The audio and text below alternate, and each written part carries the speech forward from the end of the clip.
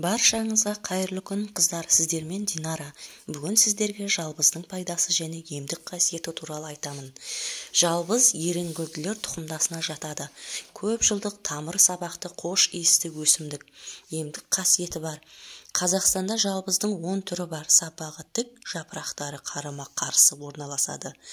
Биіктігі 80-100 см, сабағы 4 қырлы. Күрең күлгін түсті жапырағын саусақпен уқалағанда жағымды иісі шығады. Себебі онда 5% эфир майы болады. Маусым, тамыз айларында гүлдейді. Дала жалбызы суармалы жерлерде, өзен, көл, бұлақ маңында, шалғындарда және де тоғай, арық бойында өседі. Ол сабынның иісін шығарады, ал кермек жалбыздың жапырағы гүл шоғынан жалбыз эфир майы алынады.